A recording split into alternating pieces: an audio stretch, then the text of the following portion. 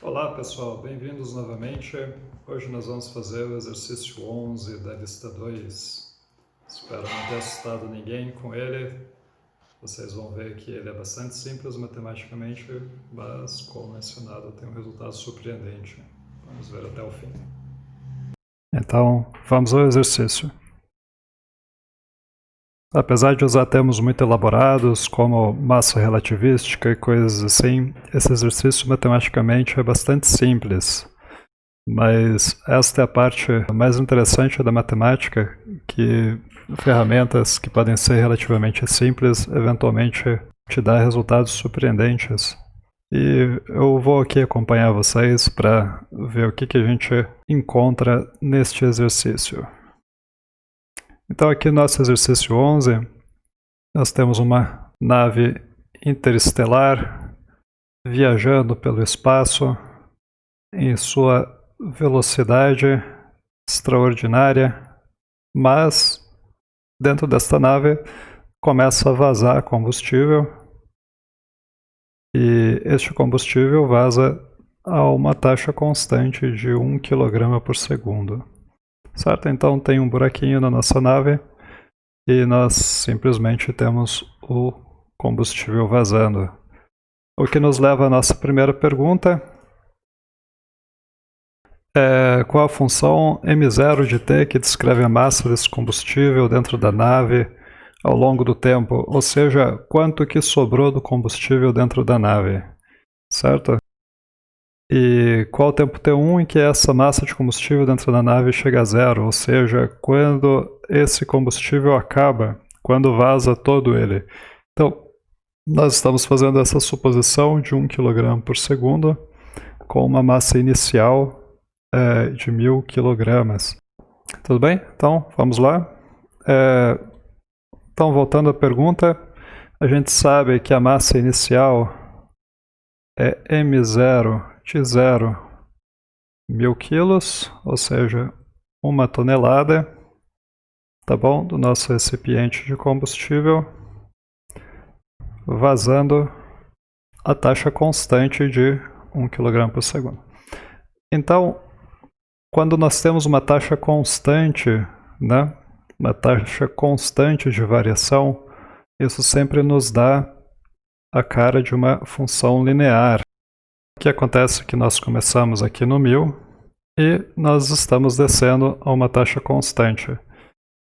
Em 1 segundo, o que a gente vai ter é 1 kg a menos, fica no 999. Em 2 segundos, a gente tem 2 kg a menos, em 3 segundos, 3 kg a menos, e assim por diante. Então o que acontece é que nós vamos ter uma reta, já que a taxa de variação é constante, ok? Então se a taxa de variação é constante, a função é linear, certo? Então, lembrando de física, por exemplo, um objeto com velocidade constante, a função que descreve a posição dele é linear, a mais bx. Tudo bem? E nesse caso não muda, com uma taxa constante, o nosso m0 de t tem que ser a nossa massa inicial, e ela perde 1 kg por segundo, certo? Então, a massa vai depender de quantos segundos passaram, tá? Se passou meio segundo, perdeu meio quilograma. Se passou 3/2 segundos, 1 segundo e meio, perdeu 3,5 kg. Tudo bem? Então a resposta para a primeira parte da A é simplesmente isso daqui. Tranquilo, simples, tudo bem? Nada para se assustar, a gente só está modelando um problema. A segunda parte do problema estamos pedindo quando é que esta massa acaba. Então, se você tem 1000 kg e você perde 1 kg por segundo, sim, a resposta clara é 1000 segundos. Em 1000 segundos, exatamente 1000 segundos, a massa acaba, chega a zero. Tudo bem? Então a gente só quer entender esta reta aqui, ó. Se a gente dá um zoom nela, né? Quando é que ela vai passar pelo zero? Ok? A gente quer esse instante t1 aqui, certo? Então, algebricamente, como que a gente resolve isso? A gente quer saber, então, qual é o t1, tal que m0 de t1 é igual a zero. Tá bom? m0 de t1 eu sei calcular aqui. Então, a gente só quer saber qual é o t1, tal que 1000 menos 1 vezes t1.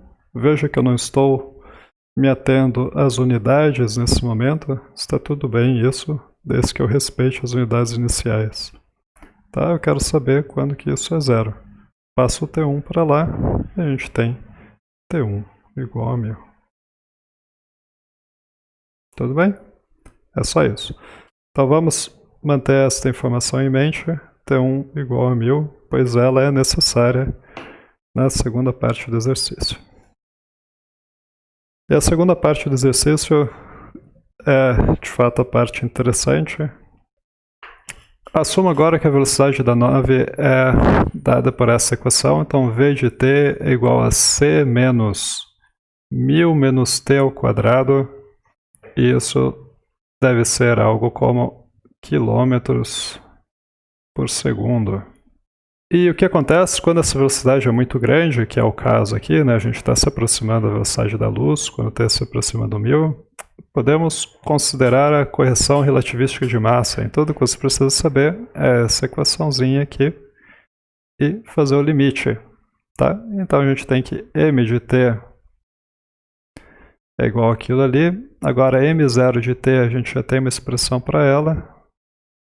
E a nosso v, a gente também tem uma expressão, vamos substituir ela ali. Então, a princípio, essa expressão parece muito complicada, você tem que levantar 2 quadrados aqui, vai parecer coisas à quarta. Mas se você ver a nossa dicasinha aqui, a gente pode falar que 1000 menos t igual a u, e aquela expressão ali, ao invés de virar uma função de t, você pode falar que é uma função de u, e escrever m de u igual a u sobre 1 menos c menos u ao quadrado sobre c quadrado raiz.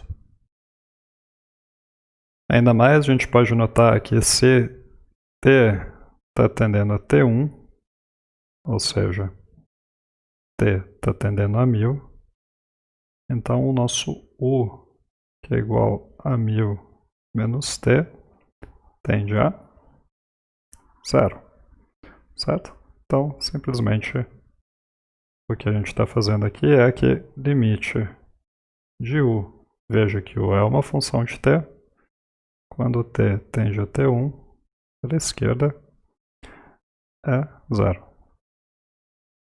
Então, continuando este limite aqui, o que a gente tem aqui, m de u é igual a u sobre 1 menos c quadrado menos 2c u quadrado mais u à quarta, dividido por c ao quadrado. E aqui vem uma parte interessante. Eu vou separar aqui esses 3 termos. Então, 1 corta com c quadrado sobre c quadrado. O c aqui corta com esse quadrado. Certo? E a gente pode rearranjar essa expressão de forma muito conveniente. Ainda mais, a gente pode pôr esse u em evidência aqui embaixo. E esse u quadrado aqui pode sair da raiz como um módulo de u, a princípio. Com o único ponto que, como t está tendendo a t1 pela esquerda, isso implica que o nosso u é sempre não negativo. Então, a norma, quando sai da raiz, é irrelevante. O de cima corta com o de baixo. E a gente tem essa expressão aqui. Limite que m0 de t, quando t tende a 1000, pela esquerda, isso é a mesma coisa que limite de M0 de U, quando U tende a zero pela direita. Veja só, quando o t está crescendo, o U está diminuindo. E o M0 de U é exatamente 1 sobre raiz de 2 sobre C mais o quadrado sobre C quadrado, quando U tende a zero. Essa expressão aqui está muito bem definida com U igual a zero.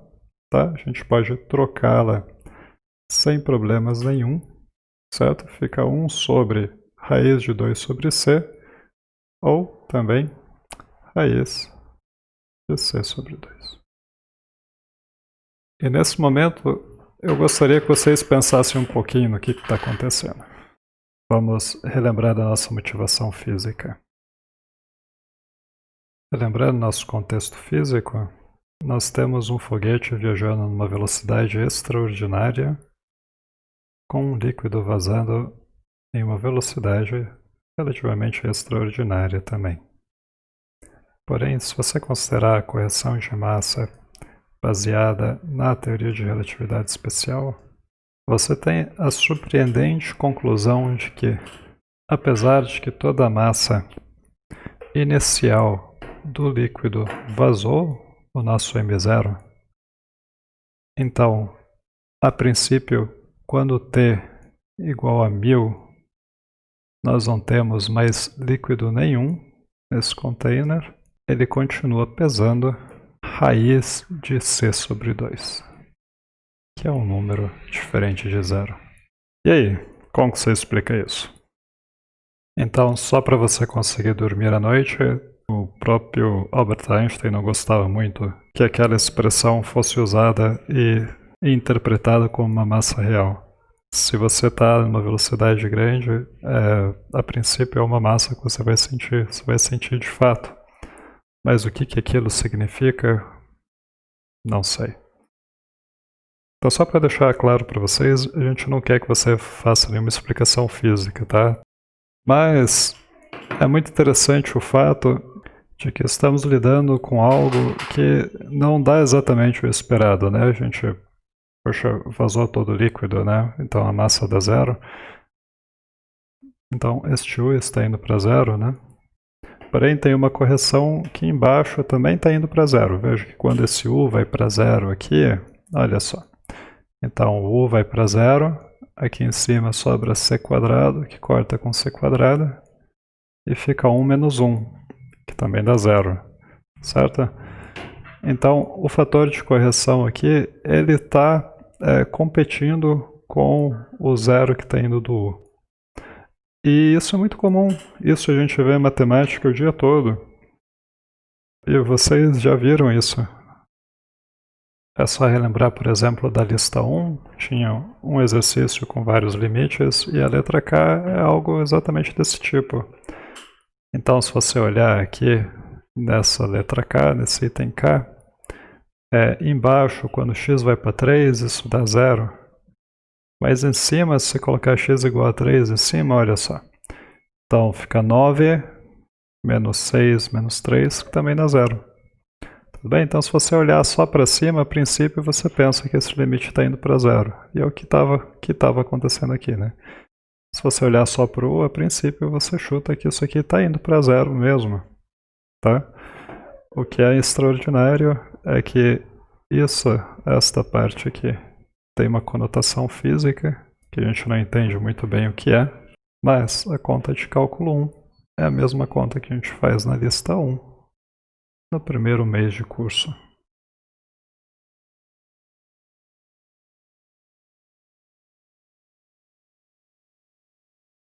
Essa é uma das partes mais fascinantes da matemática e também nos dá uma noção do porquê ela está tão amplamente presente. Você vê que não importa se você está fazendo uma conta da lista 1 de cálculo 1 ou se você é um físico tentando entender a estrutura do universo, ou um engenheiro tentando ganhar a vida, as técnicas são as mesmas, certo? Apareceu o problema lá, você usa as mesmas técnicas. É só entender qual o problema que você está fazendo, tudo bem? Então a matemática, ela é uma estrutura, mais do que números e contas, né? Ela é uma estrutura simbólica, uma estrutura axiomática, que simplesmente cabe onde você precisa colocar ela, certo? Esta é a parte da matemática que tanto nos atrai. Tudo bem? Esperamos que possamos passar um pouquinho para vocês disso e que vocês desfrutem do nosso curso. Tudo bem? Então, até a próxima.